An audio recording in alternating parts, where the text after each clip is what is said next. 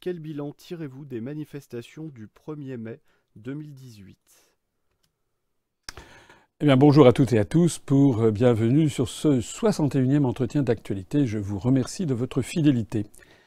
Les manifestations qui ont eu lieu le 1er mai 2018 ont été, du moins pour ce qui concerne le cortège syndical, où participaient donc les syndicats et également la France insoumise, cette manifestation a été émaillée, comme on le sait, d'un certain nombre de troubles organisés par des casseurs, ce qu'on appelle les Black Blocs, qui ont infiltré la manifestation des syndicats et qui ont cassé sur leur passage plusieurs échoppes, le restaurant McDonald's près de la gare d'Austerlitz, un concessionnaire automobile également, et puis quelques panneaux d'affichage Jean-Claude Decaux.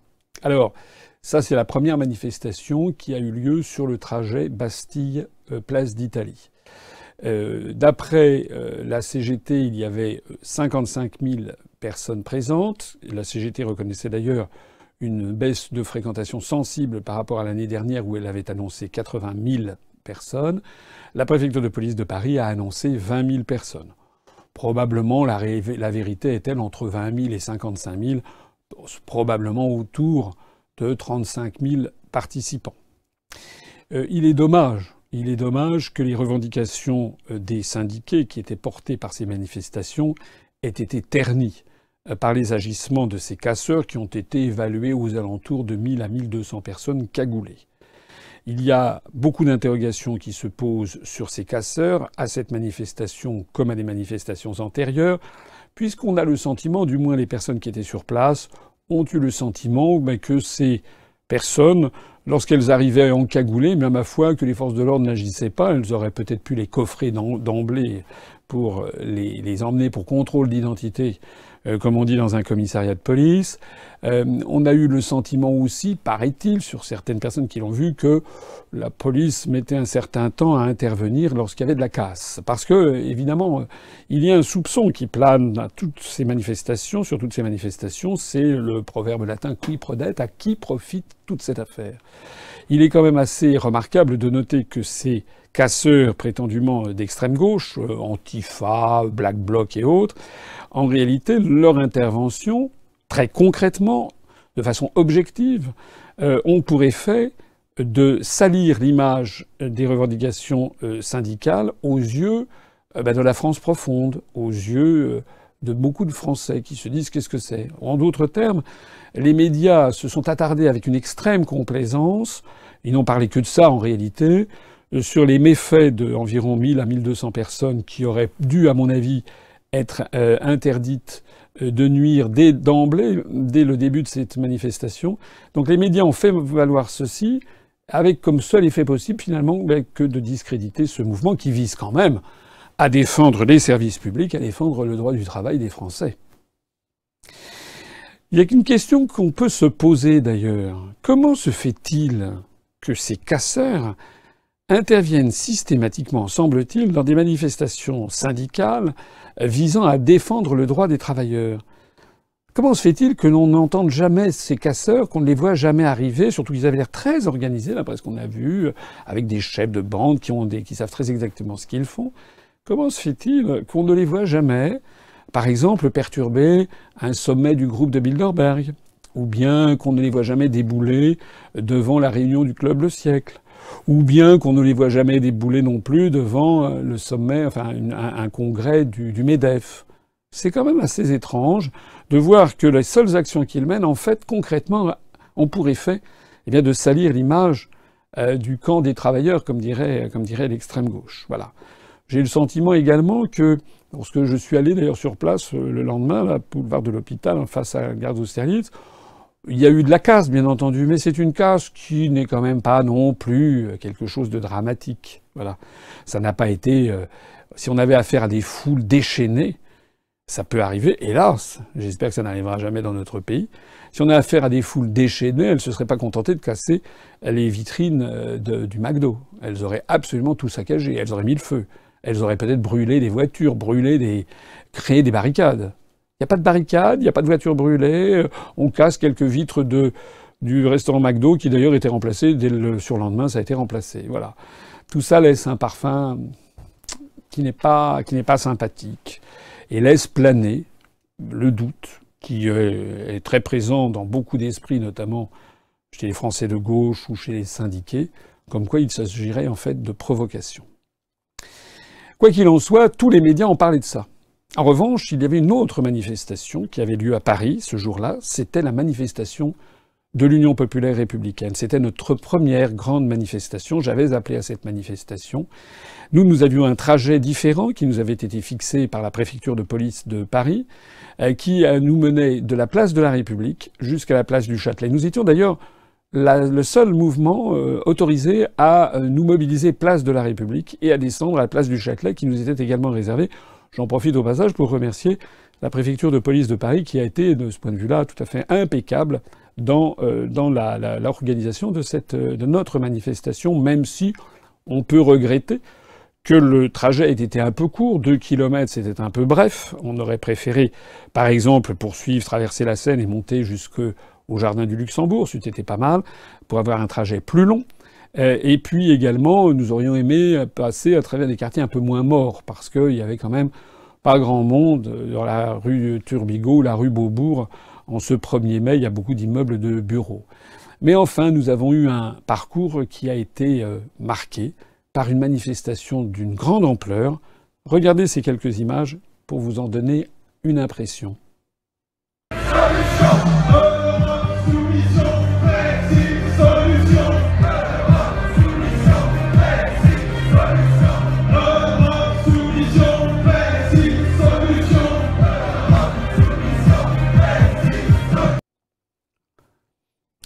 Voilà, c'est un petit extrait. Vous en trouverez d'autres en allant sur notre site upr.fr et notamment une espèce de clip souvenir organisé, qui a été réalisé par Pauline Garot et son équipe, que je remercie, et qui vous donnera un bon résumé que vous mettrez dans vos archives de notre manifestation. Cette manifestation, elle a réuni, d'après les pointages minutieux que certains de nos adhérents ont fait, en faisant quasiment du image sur image, nous avons rassemblé à peu près 3400 à 3500 personnes. Alors, il y a pas mal de choses à dire là-dessus. Premièrement, c'est une manifestation qui a été quand même un grand succès pour tous ceux qui ont participé. Il n'y a eu pas l'ombre de l'esquisse d'un problème. Tout le monde a été absolument parfait, républicain. Nous avons scandé des slogans, il y avait des drapeaux, il y avait des ballons, il y avait des affiches, il y avait un semi-remorque que nous avions loué spécialement avec des écrans géants qui ouvraient la manifestation. Il n'y a eu aucun débordement, absolument aucun. Ça s'est très très bien passé. La deuxième chose, c'est que il y avait quand même beaucoup de monde pour une première manifestation. Au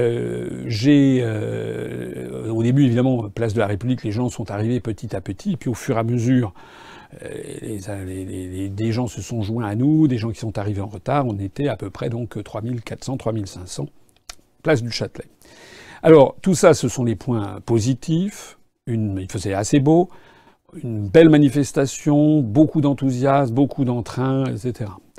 On a fait un beau score. J'aurais espéré même un petit peu mieux, parce que nous avons quand même beaucoup d'adhérents, ne serait-ce qu'en Île-de-France. J'ai le sentiment qu'il y a eu des gens. D'abord, il y avait des adhérents, des militants qui se sont venus de toute la France. Je profite pour remercier ceux qui sont venus de la France d'assez loin, le plus loin possible. Il y avait des Français, des citoyens qui sont venus de l'Est, qui sont venus des Pyrénées, de Bretagne, qui sont venus de Marseille, et puis qui sont venus de toute la France. Il y avait également d'ailleurs quelques sympathisants étrangers, des adhérents ou expatriés ou des binationaux de Belgique, quelques-uns, et puis également de Suisse wallonne, et puis aussi d'ailleurs des sympathisants qui, parfois, j'ai rencontré une personne qui était de Franco-Argentine, il y avait des personnes qui étaient camerounais, cambodgiens, enfin il y avait aussi quelques personnes qui étaient d'horizons différentes. Les slogans ont été entonnés par la foule avec plaisir. Il y avait une extrêmement bonne ambiance. Ça s'est conclu d'ailleurs à la fin par une séance de dédicaces et on a fait encore une vingtaine d'adhésions supplémentaires, des dons, etc. Et moi j'ai fait des dédicaces pour les personnes qui le souhaitaient. Je crois que les services de police d'ailleurs ont été enchanté, si j'ose dire, de la façon dont c'est passé. Le contraste était en effet saisissant avec ce qui se passait au même moment du côté de la place d'Italie. Alors le point négatif, outre qu'on aurait pu espérer qu'un certain nombre de nos adhérents, notamment d'Île-de-France, ne fassent pas le pont et se mobilisent davantage, peut-être certains ont-ils été sensibles au fait que le 1er mai était un mardi, donc ils ont fait un pont de 4 jours. Peut-être y en avait-il certains qui se méfiaient parce que c'était notre première manifestation sur la voie publique. Peut-être qu'ils se sont dit « Ouh là là, comment ça va tourner ?» J'espère que la prochaine fois, parce qu'il y aura une prochaine fois, il y aura d'ailleurs beaucoup de prochaines fois, que la prochaine fois nous aurons un score encore supérieur. Mais néanmoins, tel qu'il était, vous avez vu la scène, c'est quasiment sans précédent. On n'a jamais, en France, depuis 61 ans, depuis la signature du traité de Rome, il n'y a jamais eu en France une manifestation aussi nombreuse de personnes réclamant la sortie de l'Union européenne, la sortie de la construction européenne, la remise en cause des traités européens depuis le traité de Rome et la sortie de l'euro. Ça n'avait jamais existé une manifestation d'une telle ampleur, avec cet objectif précis, le Frexit, puisque c'était le mot d'ordre. Nous sommes le parti du Frexit. D'ailleurs, aucun autre parti politique en France n'a pu aligner tant de personnes ce jour-là. En particulier les Républicains, Debout la France, le ELV, le Parti Socialiste, etc. Personne n'a réussi à faire cela. En particulier pas non plus M. Philippot, qui a trouvé quand même le moyen, avec une orchestration médiatique remarquable, d'annoncer la veille qu'il allait sortir un livre appelé Frexit. Alors j'ai trouvé ça assez extraordinaire, parce que il n'a rien fait qu'annoncer qu'il allait sortir un livre, mais ça, tous les médias ont parlé de ça pour associer le nom Philippot-Frexit, c'est-à-dire toujours dans l'objectif d'associer le Frexit à une idée d'extrême droite. Seulement voilà, pour ce qui nous concerne, nous, eh bien nous avons eu aucun grand média qui est venu couvrir cet événement. Plus exactement, il y en a eu un seul, BFM TV, qui est venu me filmer à 14h, enfin, ils étaient présents dès 13h30, en nous mettant sous pression, il faut absolument qu'on vous interviewe. Donc, moi j'ai fait un petit peu traîner les choses, j'ai accepté de dire quelques mots à 14h, mais ça n'est pas correct. Et d'ailleurs, maintenant, je n'accepterai plus de faire des bilans d'événements publics, ou de conférences, ou de manifestations, des bilans avant que l'événement ne se produise.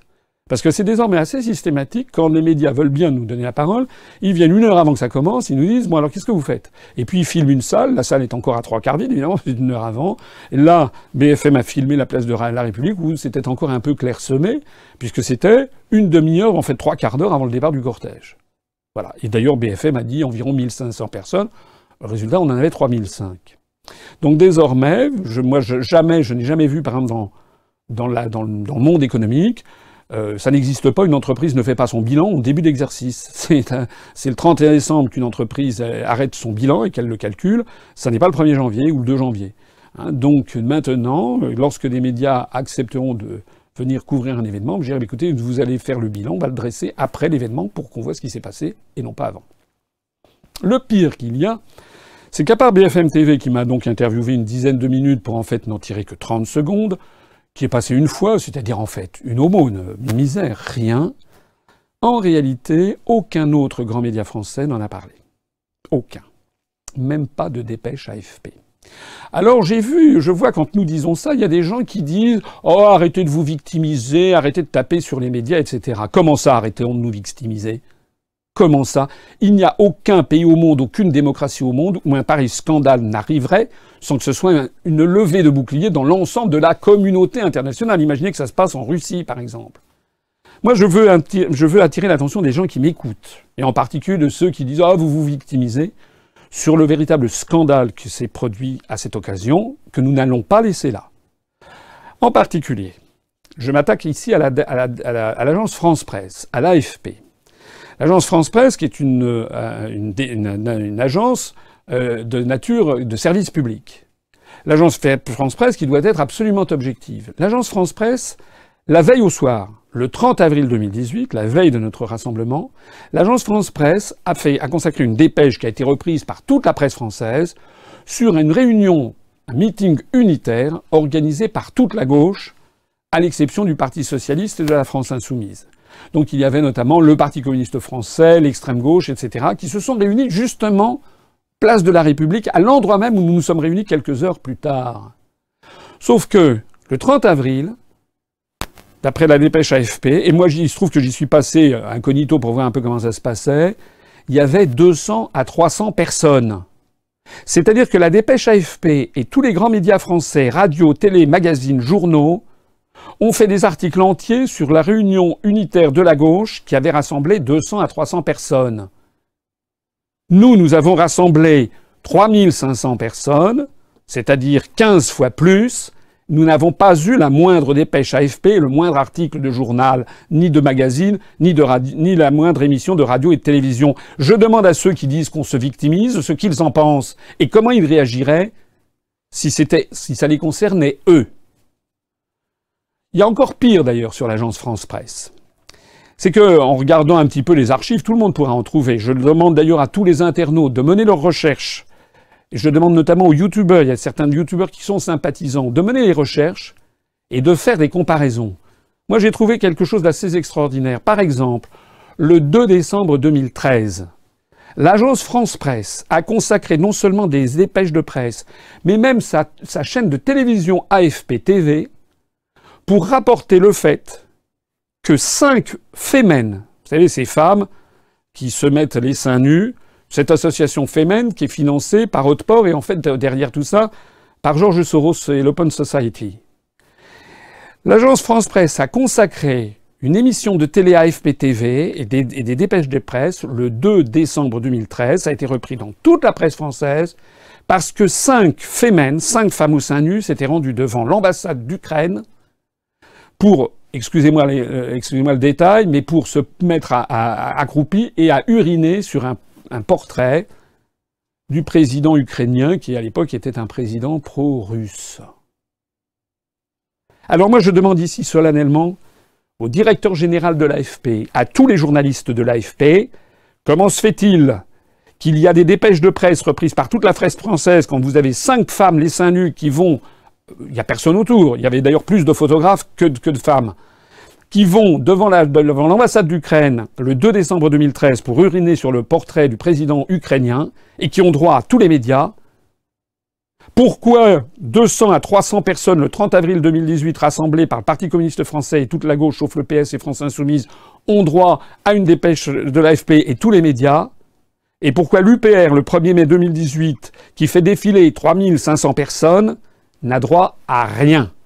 J'ai demandé une audience avec plusieurs membres du Bureau national auprès du directeur général de l'AFP. Nous allons lui demander comment il explique ça et ce qu'il attend faire pour faire respecter ne serait-ce que les statuts de l'agence France Presse, pour faire respecter la déontologie de la charte de Munich des journalistes de 1971 et comment également il entend respecter les contraintes du CSA. J'ai demandé également une audience au président du CSA pour, avec également des membres du Bureau national, aller montrer toutes preuves à l'appui. Nous allons montrer la bande vidéo sur les Femen, sur les 5 Femen. Nous allons montrer le rassemblement du PCF avec 200 personnes. Et puis nous allons montrer notre défilé avec 3500 personnes. Et nous allons demander au président du CSA comment il explique cela et comment il fait respecter en France la liberté d'expression et l'égalité, l'équité politique entre les partis politiques. Là, ils sont allés désormais trop loin. Nous n'allons pas lâcher l'affaire. Je demande à toutes les personnes qui m'écoutent. Je sais qu'il y a des journalistes. Je sais qu'il y a des gens d'autres partis politiques. Je sais qu'il y a des philosophes, des essayistes, des consciences morales, des romanciers, des artistes, des musiciens, des artistes connus, des hommes politiques connus. Je leur demande d'intervenir parce que ça, ce qui se passe en ce moment contre l'UPR est d'une extrême gravité. C'est un symbole. Si personne n'agit, même si vous n'êtes pas d'accord avec notre mouvement politique, si personne n'agit auprès du CSA, si personne n'agit auprès de l'agence France Presse, si personne n'agit auprès de TF1, France 2, France Inter, France Info, Europe 1, RTL, RMC, pour faire cesser ce scandale, vous serez responsable de ce qui arrivera à la France dans les 10 à 20 ans qui viennent. Vous léguerez à vos enfants et à vos petits-enfants une société totalitaire.